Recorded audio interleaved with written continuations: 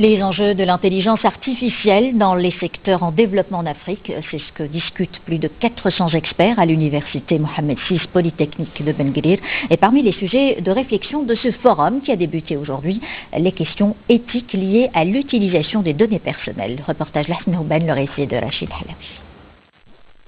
S'il existe un avantage réel à l'essor de l'intelligence artificielle en Afrique, c'est celui de ne pas devoir investir massivement dans les infrastructures spécifiques. C'est ce qui est ressorti des échanges menés entre dirigeants et experts numériques, marocains et étrangers. De nombreux métiers vont être modifiés, certains vont disparaître. C'est pour cette raison qu'il est nécessaire d'avoir un pacte éthique, peut-être au niveau de chaque pays. Et pourquoi ne pas envisager un arsenal juridique pour encadrer cette transformation? Il est important de prendre des mesures pour réduire le gap entre les pays développés et ceux qui sont en développement et éviter que l'écart se creuse davantage. Il faut être conscient des risques.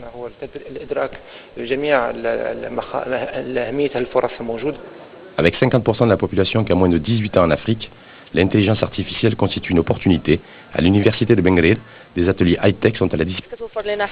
Tout est fait ici pour que nous puissions innover. On travaille sur des drones, des avions sans pilote et sur leur robotisation.